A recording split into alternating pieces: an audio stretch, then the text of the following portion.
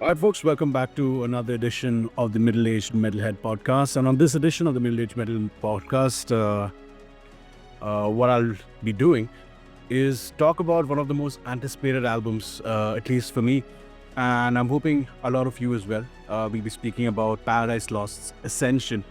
And, it just dropped last week. And to tell you more about Paradise Lost, in case you have clicked on this video, I'm pretty sure that you're aware of this band, but in case you have by some accident you have chanced upon this video and you are unaware about Paradise Lost, they are in fact British doom metal architects who have been crafting shadows and melancholy and gloom and doom for nearly 4 decades now.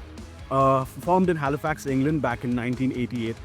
They're a band that essentially invented the death doom sound and then the gothic metal sound as we know it. Think of them as godfathers of a beautiful marriage between crushing doom riffs, cathedral-like atmosphere, a lot of emotive, evocative imagery, and incredible longevity. And aside from that, incredible musicianship and lyrical aspects to their music as well. The core of this band has always been one of two of my heroes, in fact, Nick Holmes and the guitarist Gregor McIntosh. And this is their 17th studio album, man, and they have sold over 2 million records worldwide. They've been through it all from starting with their roots as a part of the Peaceville 3 alongside them, My Dying Bride and Anathema. And they started off, like I mentioned, with a lot of brutality, a lot of death metal, a lot of slow and cavernous and knuckle-dragging death metal in the early days, and after which they transitioned to a more gothic, more and almost I wouldn't say the word experimental, but there was a lot of grandeur to what they were doing. They brought in a lot of that English romanticism to it, and that darkness which people associate that country with and their literature with. They brought that into it, and almost they had a very controversial, especially in many of their fans' eyes, very controversial move to a very electronic phase towards the fag end of the 90s. I absolutely love that era, but there are a lot of purists out there who absolutely abhor that era of Paradise Lost. But then again, we are not here to discuss about their entire history. We are here to speak about one specific album, which is their 17th studio effort, Ascension. And in my honest opinion, and I have kept my fanboy hat aside, this is the band firing in all cylinders, man. There are like 10 tracks of what I can only describe as a masterclass on how to evolve without losing your soul. Let's start with the sound. I think a lot of credit must go to the producer. This is an example of why a band should work with a credible producer. We see a lot of these bands from the early or even the mid 80s, keep working with the same producers over and over again who don't challenge them. The first name which comes to mind, of course, are bands like Iron Maiden, who have famously been working with Kevin Shirley for 2 decades almost now. Metallica famously don't get pushed by the producers enough. A lot of these bands, they are just stuck in the rut. But Jaime Gomez Aliarno, who has previously worked with Ghost, so you can expect a lot of polish in the sound, but also a lot of grit as well. Has given this production that much. It has made the production sound very beefy, very thunderous. Every element of their sound has been given room to breathe. The drums are pummeling, they rumble. The guitar has this almost cathedral-like ethereal sound which cuts through the atmosphere, so as to say. And well, Nick Holmes, man, we'll get to that in a second. But just talk to you guys more about the specific singles. The first single which came out, I think, it kickstarts the album as well. It's the heaviest and so-called the fastest song of this album. It's a song called Serpent on the Cross. And honestly, if you are new to Paradise Lost, and if you want, this is how you guys, this is your first exposure to the music. I think this is the best definition of or rather the best distillation of that sound. It's 6 minutes of pure crushing doom that harkens back to their death metal roots. And not Lost Paradise. I'm talking specifically about stuff which came out a little bit later, like Shades of God, etc., where they still had that very strong death metal DNA. And while that is also already happening, there's also a lot of that gothic sophistication that they've developed over the years. Nick Holmes has these guttural roars that'll make your, that'll send a shiver down your spine. And then the song builds to these mournful harmonies, which are just, for the lack of a better word, just biblical in scope. It's massive, it's murderous, it's a gigantic dollop of doom, which, I personally need a lot of in my life. I don't mean it in any other sense, but just the music. What strikes me about the opening track is how confident the band sounds. I thought, as much as I liked their previous album, Obsidian, I still thought, it is not, given the time when it came out, just as the pandemic had started, I just thought it could do with a little more work, a little more time in the oven, so as to say. But, this is perhaps the album that I was expecting in 2020. Not to say that they sound dated. I just think that they have just grown so much over the past 5 years or so. This isn't a band which is trying to recapture the youth. This isn't the band which is trying to make the same album over and over again like they did in 1985. This is a band that knows exactly who they are and exactly what they are about in 2025. Then we get to one of my favorite songs of this album, and perhaps one of my favorite Paradise Lost songs ever, and that's Tyrant's Serenade. And this is where I feel, when this single also came out, where things got a little interesting. I love me some Typo Negative. And this has that mid-tempo, that September Sun kind of, the latter day Typo Negative, the creepiness, for the lack of a better word, come in. It has that same kind of gothic swag.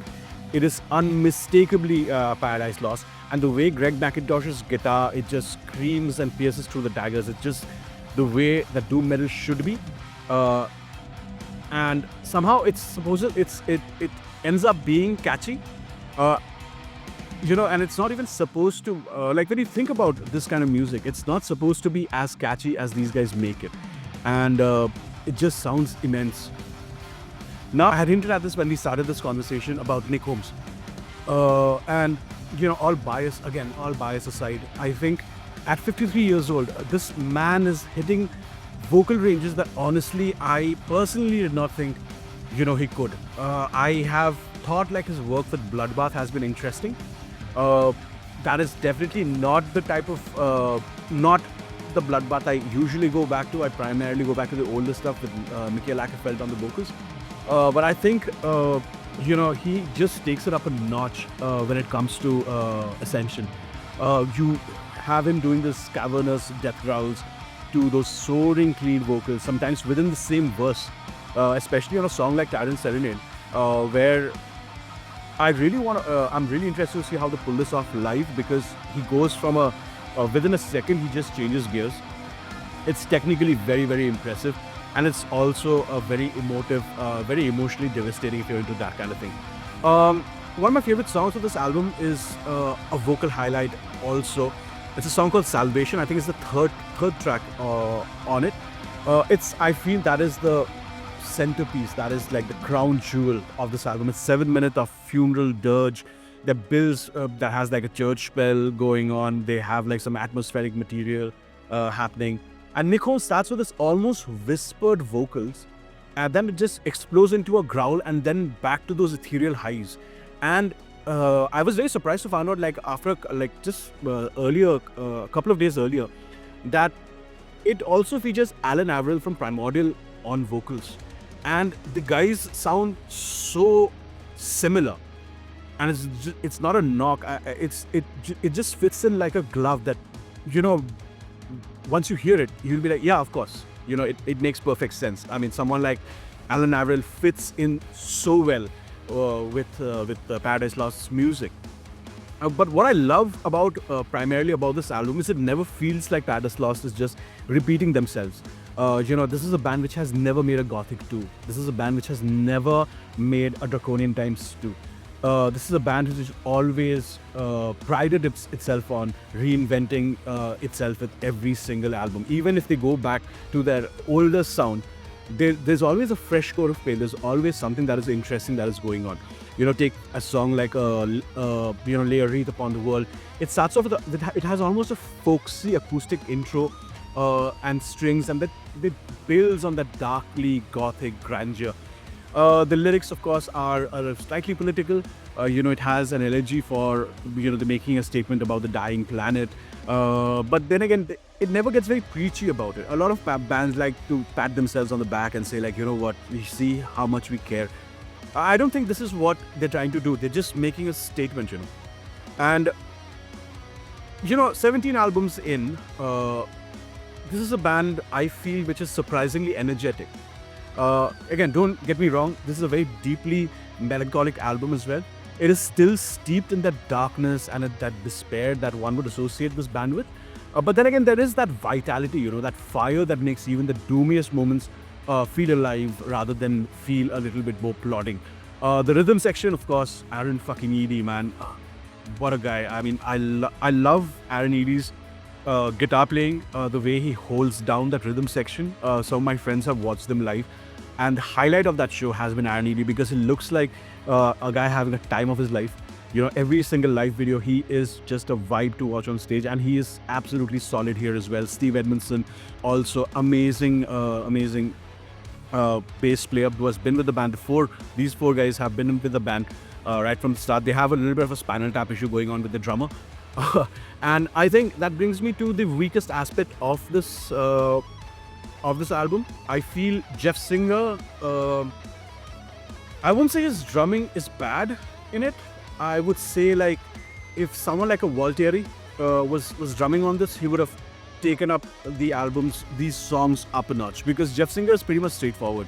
There's not a lot of experimentation, not a lot of interesting drum lines that are there that can elevate these songs, or something which can do these songs justice. I'm not a drummer myself, but I don't need to be a chef to know how that food tastes. I think that is the weakest aspect of this album, is the drumming.